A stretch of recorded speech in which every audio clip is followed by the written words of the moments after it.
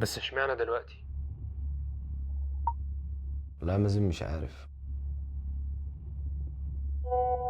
انت عارف لما تحس نفسك فوقت كده، بص لنفسك تحس ان انت مش راضي عنها، هو ده السبب. بس ليه انا؟ عشان بحسك صاحب مش مجرد كوتش، يعني حتى لما بسألك في حاجة بترد عليا ردود منطقية وبناء عن علم، مش اي كلام وخلاص. حتى بحس معاك بمرونة في الأنظمة، يعني بتدخلي الأكل اللي أنا عايزه. ده غير ان المتابعة، يعني انت بترد عليا دلوقتي الساعة 1 ل10، فالمتابعة في أي وقت ودي حاجة كويسة جدا. يعني هنبدأ الرحلة؟ معاك يا كوتش.